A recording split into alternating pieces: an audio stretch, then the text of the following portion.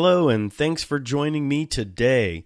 My name is Jeff, and you're listening to episode 6 of the Comic Book of the Day podcast. All right, jumping right into the thick of it today with Uncanny X-Men number 125. All right, this is September 1979. So we are in the fall of 1979, and man, I'm telling you, we are in the thick of the X-Men. We are in the middle, the depths of what's probably considered one of the most famous storylines for the X-Men, if not one of the most famous storylines of all time in all of comic books. This is the beginning of the Dark Phoenix saga, which is a continuation of the Phoenix saga. And I don't know how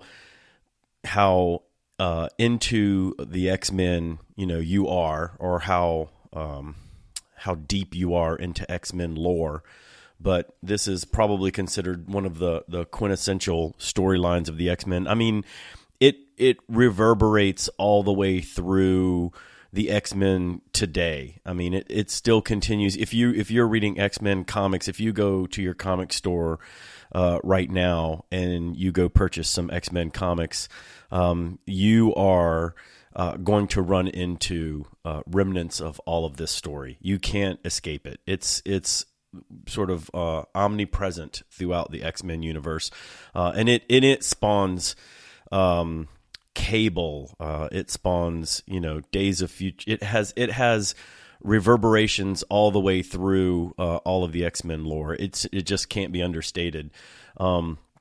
This is issue 125, and so it's I believe the Phoenix saga started. The Phoenix saga started around the early 100s. I think it was around. I think it was 101 was the first appearance of Phoenix, right? So it's around 101 to 108, and this is around 1976, 1977. So she became the Phoenix, and this is all about the dark, the Macran crystal, I guess Macran crystal, M-KRAAN crystal.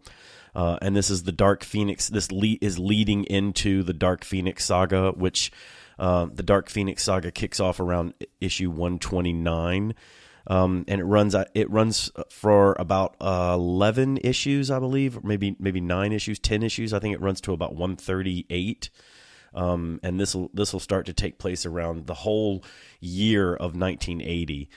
So this is starting to kick off.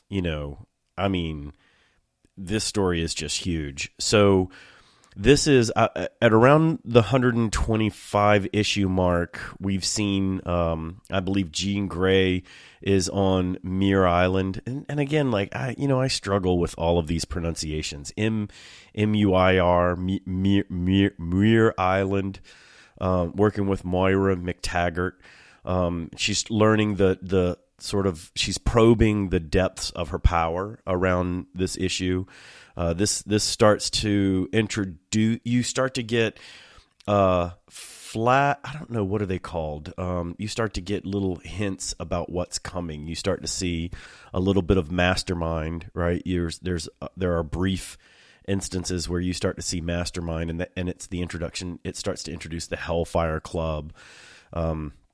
Honestly, this was really one of my all-time favorite storylines.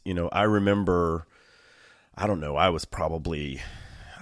guess I was probably around 12 or 13 years old when this story, all of this stuff was kicking around. And I don't think, if memory serves, this wasn't something that I stumbled onto at the time. It wasn't, years later that I found this. It might have been, months later, or, I might have heard about it and had to track down issues, or maybe I borrowed issues from friends, or when you traded comic books. You remember that? Do you remember trading? Do you remember sitting with your friends and with stacks of comic books, and you would sit around and you would trade you would literally trade comics? I can't for the life of me imagine, kids doing that now. Or, I mean, I guess they do. I don't know. They trade Pokemon cards and, they trade all kinds of other things. So I don't know why they wouldn't trade comic books. But it seems like today, with comic books being $4 and $5, it doesn't seem like something you'd want to get rid of, fairly easily. But at the time, 50, 60 cents, 35 cents, 40 cents, you could trade some comics. You could buy some comics. You could get a new comic. It was a new way. You sat around with your friends and traded comic books. And I think this is probably something I traded for, or probably, it's one of those things where when you have friends, you get a stack of X-Men and you just binge read them.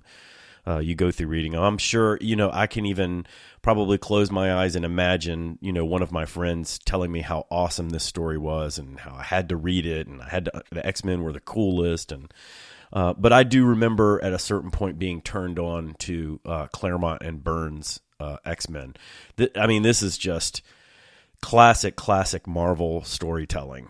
These guys, it's hard to say they don't get enough credit for this because they get all the credit in the world. They're, they made their names and they became the legends that they are today, sort of based on the work that they did on this comic book. But, and Claremont, of course, stayed with the comic book, for years and years and years. So it was his baby. But this is at the time, this is Chris Claremont, John Byrne. John Byrne is just tremendous in this. This is the sort of the Neil. If I remember correctly, when I was younger, I think I would probably call this Neil Adams meets the Marvel style. It had the hyper realism, but it had a stylistic realism that Neil Adams, that reminded you of Neil Adams, in that it was almost like a hyper realistic drawing. It wasn't comic booky, but at the same time, with the backdrop of things like Star Wars and Empire Strikes Back and science fiction movies of the time, it definitely had a Marvel feel to it. It felt like a Marvel comic. It had the Marvel style of storytelling, and it was something that, when you saw it, it stuck out like a sore thumb when you were reading it, and it had an impact. I remember this at the time. I've been buying DC comics, and I'm probably a really big, DC fan, and I was, deep into Batman. I loved Batman at the time. Was collecting Brave and Bold, like I'd mentioned earlier. Brave and Bold was one of my favorite titles. Was reading, things like World's Finest and Superman and DC Comics Presents, I believe at the time. And so I was pretty big into DC, and Marvel seemed probably I think at 12 and 13 years old, I think Marvel probably seemed a little more adult to me.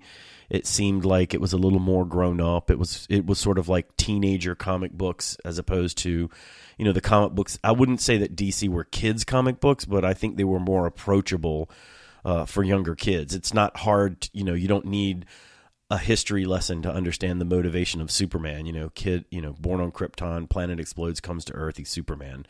Batman is, parents killed, becomes Batman, he's Batman. X-Men, Spider-Man, there were nuances to that. Spider-Man was a troubled teenager, and I wasn't a teenager yet, so I didn't relate to Spider-Man. I wasn't, he wasn't something that I looked up to or emulated or thought that I would ever be. So the Marvel comics at the time were probably just a little bit, just a shade older than I was, in terms of like demographics and motivation. So I didn't really gravitate towards them until I started picking up X-Men. So X-Men to me were the first introduction to the Marvel universe. I couldn't once I saw X-Men, I couldn't put them down. That was just great stuff. And this, it was in particular the entirety of the Phoenix Saga. So I didn't, once I picked up Phoenix Saga, that was sort of my jumping off point for things like, I think next would have been Spider-Man and Fantastic Four, of course.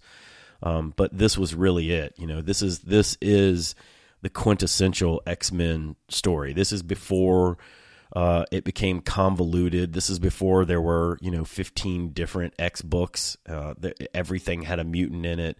This was before Wolverine was really, a standout character. It was really a team, and it was a team of mutants that were a tight knit group.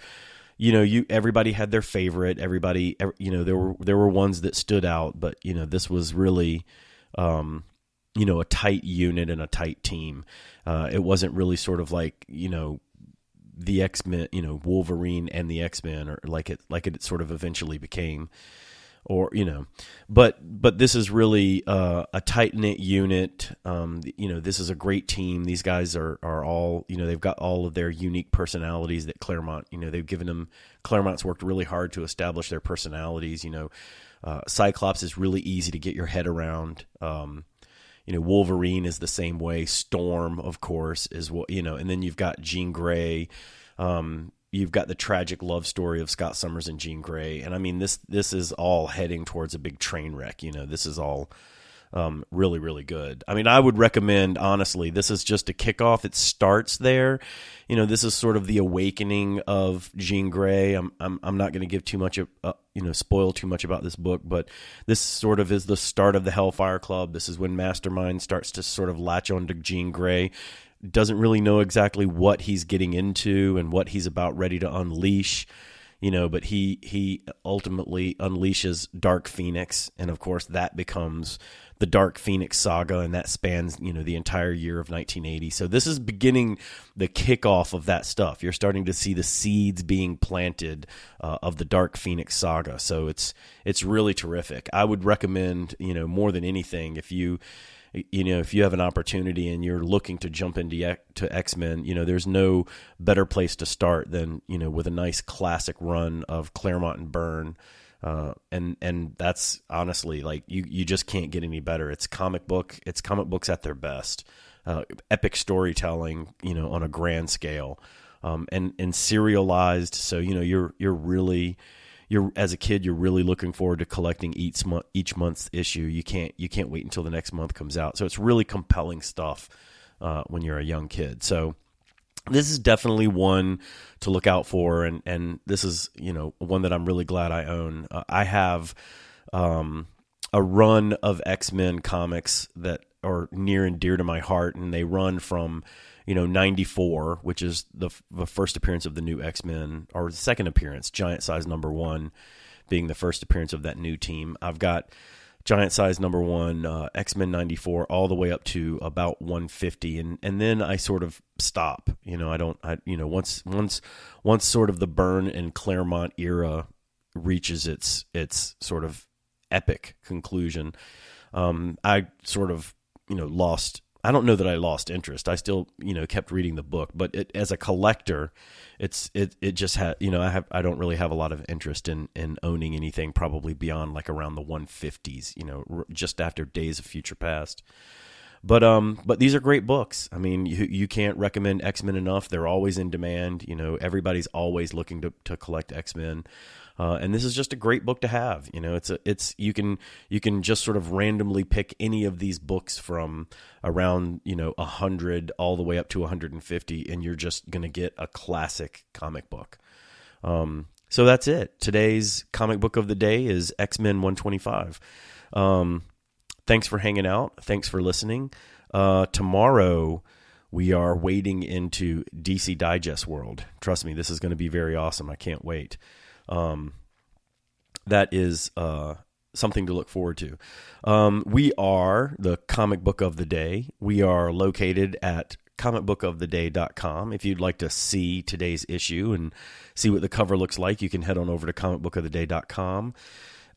We are also on Facebook at Comic Book of the Day, and we are on Twitter, CB of the Day, Instagram at Comic Book of the Day. And that's about it. If you'd like to follow along, please join us.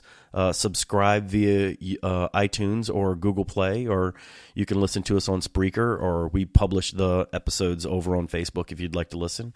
So whatever's convenient, however you want to follow along, we'd be more than happy to have you. So thanks again. We'll see you tomorrow.